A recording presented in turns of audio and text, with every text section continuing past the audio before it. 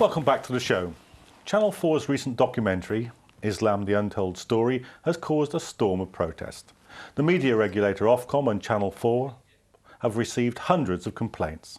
Tom Holland, the novelist and historian who wrote and presented the programme, has defended it. He says he presented a balanced picture of the origins of Islam. Many Islamic scholars and other academics disagree. Let's just take a quick clip at this documentary. Did the Prophet Muhammad come here, Huna? Yes. Last week, Channel 4 aired a controversial documentary, Islam, the Untold Story. In it, historian Tom Holland goes in search of the roots of Islam and appears to find nothing but a black hole. Was Muhammad even a travelling merchant? The evidence is almost non-existent. Searching for historical evidence of mentions in the Quran for the duration of the 71-minute documentary, Holland finds very little.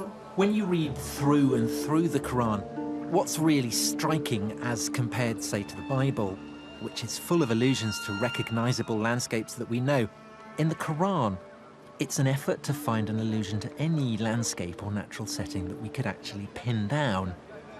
Holland questions the relevance of Mecca to the Islamic belief, stating that there is no mention of Mecca in Islamic texts and that Muhammad never lived there. He also claims that Islam did not exist until well after the death of Muhammad. The astonishing thing is that nowhere, not on his inscriptions, not on his coins, not on any of his documents, is there so much as a single mention of Muhammad. Questioning fundamental Muslim beliefs, the documentary provoked an instant storm of controversy about the accuracy of Holland's research. Numerous responses to the documentary's accusations have criticised Holland's reliance on Western scholars and English language material. The media regulator Ofcom has already received over 100 complaints about the accuracy of the documentary and its offence caused to Muslims. Most of it is clearly not history. They're being cleaned up by all kinds, or cleaned up or messed up, if you like, by all kinds of, interests that people have in the memory. Others, however, have welcomed the delve into Islam's foundations.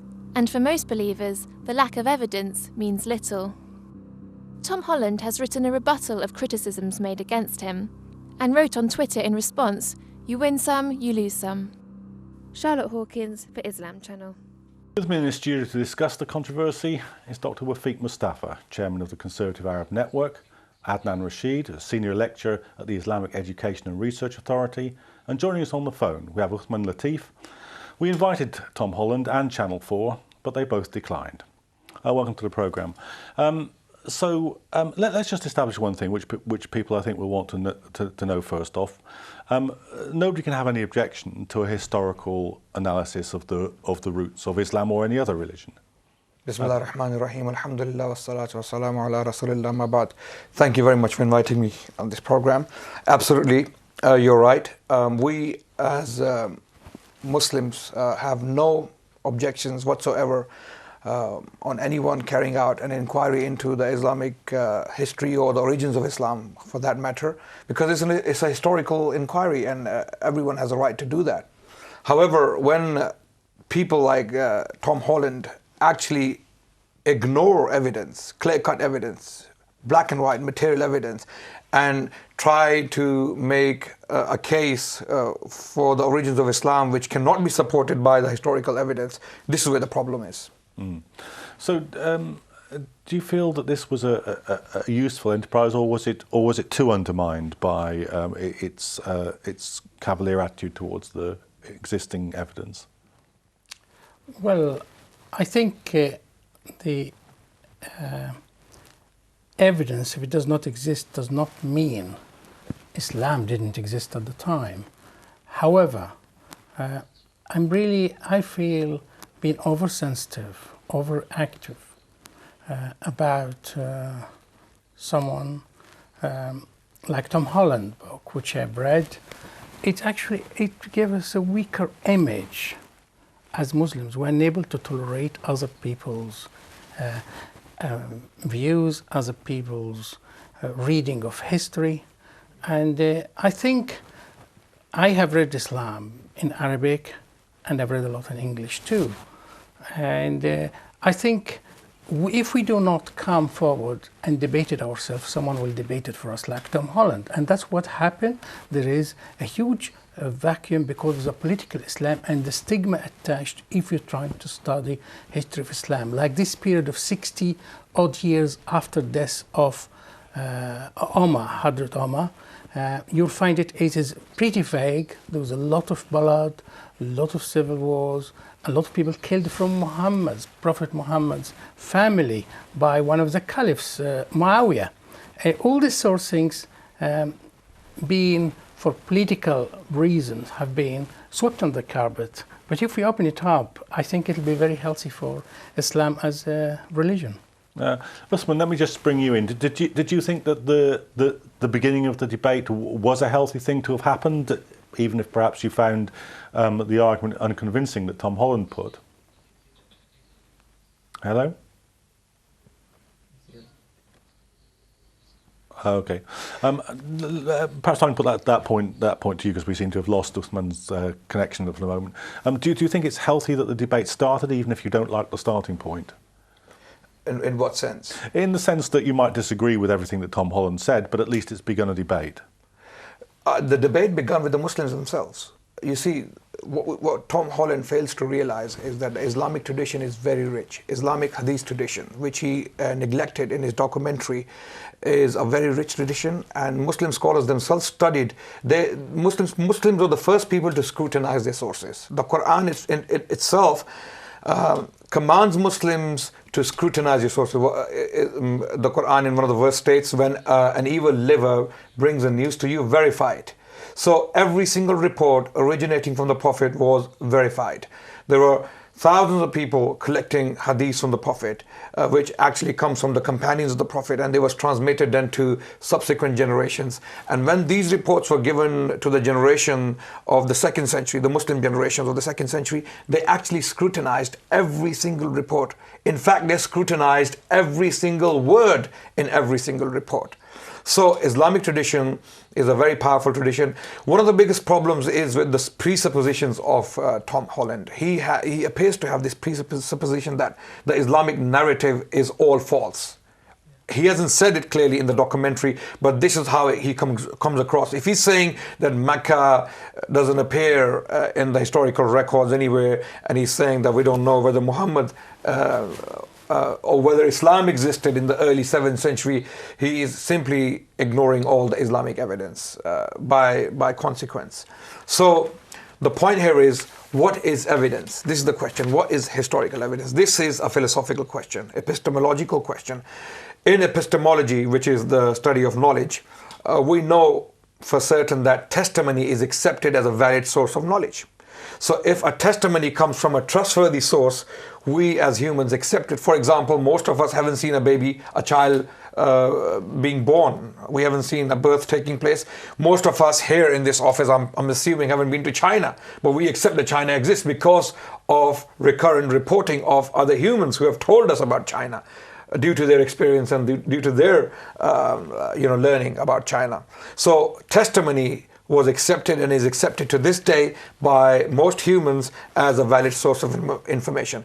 And Hadith tradition in its entirety is based upon solid, trustworthy testimonies. And every single individual who reports from the Prophet was scrutinized, thoroughly scrutinized. So historical investigation began with the Muslims themselves. The Muslims were the first people to scrutinize, to criticize, to study their sources. Holland is not inventing anything new here. Okay, well, I think we've re-established our connection with Usman now. Welcome back to the programme. Can I just put that, because that emerged as one of the most contentious claims that Tom Holland made about the existence of Mecca. And in his defence, he issued a defence to criticisms. And he said, it has been suggested that I say in the film that Mecca is not mentioned in the Quran. In fact, I say that Mecca is mentioned once in the Quran. I must say that wasn't my understanding watching the film of exactly what he'd said, but do you find that defence convincing? Hello? Hello. Hi. Yeah, so do you find that defence that Tom Holland's made on that point convincing? Well, not very much. I think there's more than one reference to Mecca in the Quran. Once or twice, specifically by name, you have Mecca and Bakka, and in the others you have Mecca by way of illusion. So if you look in Surah Al-An'am in the Quran, the sixth chapter of the Quran, the Prophet is instructed by Allah to warn the al-Qura, which means the mother of the cities, وَمَنْ حَوْلَهَا, and those who are around it. And the mother of the cities, of course, is known as a place where the first sanctuary, the Kaaba, was built and established, and it's a qibla, of course, for all believers. And then you have, of course, the famous verse in the Quran where Makkah is mentioned by name in Surah Al-Fath, Surah 48 of the Quran, وَهُوَ الَّذِي كَفَّ أَيْدِيَهُمْ عَنْكُمْ وَأَيْدِيَكُمْ عَنْهُمْ بِبَطْنِ مَكَّةَ مِنْ بَعْدِ أَنْ أَظْفَرَكُمْ عَلَيْهِمْ وَكَانَ اللَّهُ بِمَا تَعْمَلُونَ بَصِيرًا. And Allah says it is He who, in the valley of Mecca, specifically the valley of Mecca, restrained their hand from you and your hands from them, and that He gave you the victory over them, and Allah sees all that you do.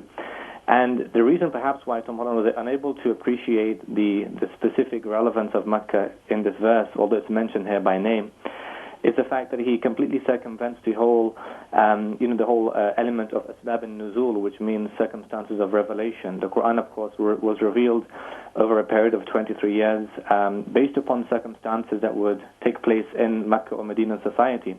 And this verse, in fact, was revealed just before the truce of Hudaybiyah, the famous truce between the Prophet and the Meccan Quraysh, the pagans.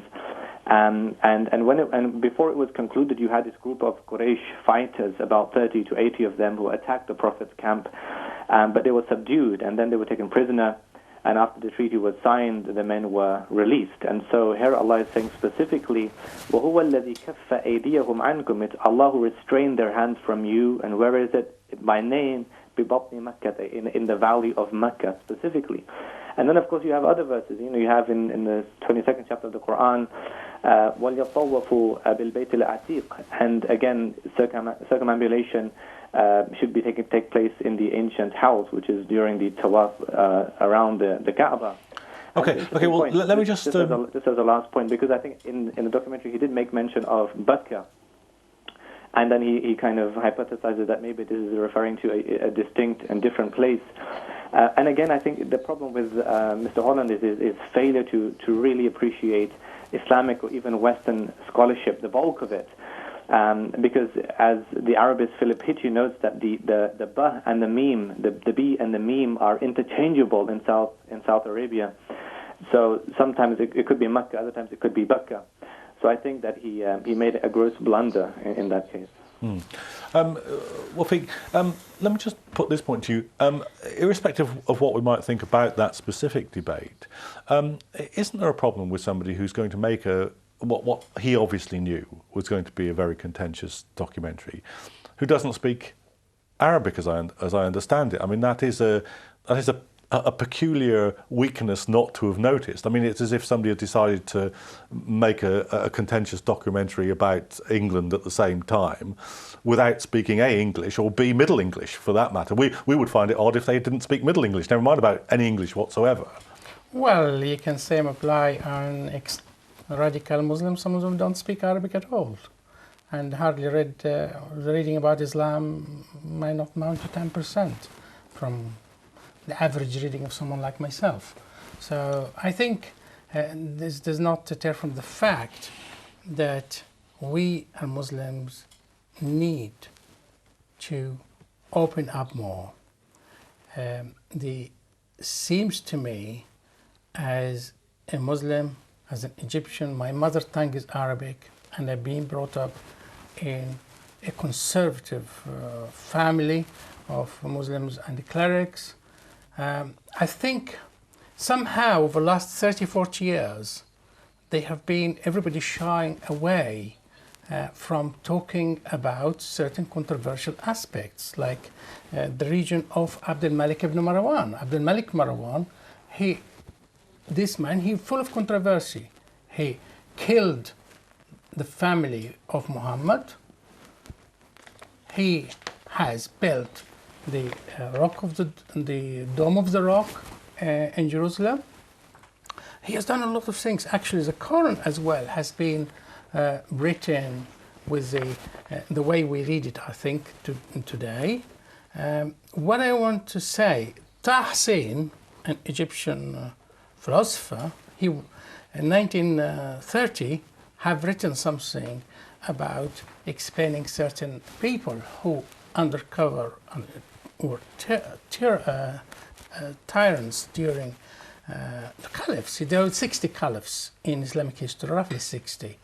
A very large number of them were by word of corruption and tyranny, cruelty. So when you want to say, we got as Muslims, we need to open up, Tahsin was excommunicated. He became a Minister of Education in 1950, later on during King Farouk's time. But nonetheless, he was the last one to dare to talk about it, which is really, I think, the time has come for us as Muslims to talk openly, to be proud of our religion. And it doesn't, not every word being said has to be written in stone. At the end of the day, the Umayyad period, which is about 120 years, it has followed the death or the killing of Ali, the father of Alawite. This period has never been explored properly, been romanticized. I think that is not true. I disagree with our brother here, because as far as a Muslim historian is concerned, or any historian is concerned, working on Islam, there are no uncomfortable facts. You have to study the facts as they have been presented in the sources. Imam Ibn Jarir al-Tabari, for example, one of the biggest historians in the past, one of the major chroniclers on Islam, he put down every single report he could muster on early Islamic history, the issues addressed here by our brother on Umayyad history and the wars between the Caliphate of Ali and the Caliphate of Muawiyah. All of these reports were put down, and he gave the sources and the people who transmitted these reports, and he simply himself in his prologue asked the subsequent generations to scrutinize these sources yourselves and make your minds up. So there are no uncomfortable facts in the history of Islam. We deal with them as they come. However, Holland, when he was presenting the history of Islam, Osman was talking about the background of the verses, why the verses were revealed in the first place. But that is the Islamic narrative, which Holland rejects. He doesn't accept it to be a valid source of information. And this is where the problem is.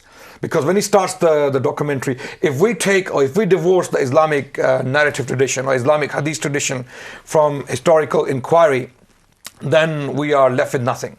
We can make any assumptions, just like Holland came up with some absurd... Can I ask you a question? Go ahead. Why should we left with nothing if you look at the first accumulation of hadith was about 300,000 during Abdul Malik ibn Marwan by Ibn Isaac. And later on, Sahih Muslim reduced it to 3,000. There's nothing wrong with that. That's how life evolved. That's how science, education can bring about the best in our religion. We accept 3,000 correct hadith. If this was accepted 1,000 years ago, we can be... No, we have hundreds of people reporting from the Prophet. We have direct chains going to the Prophet ﷺ.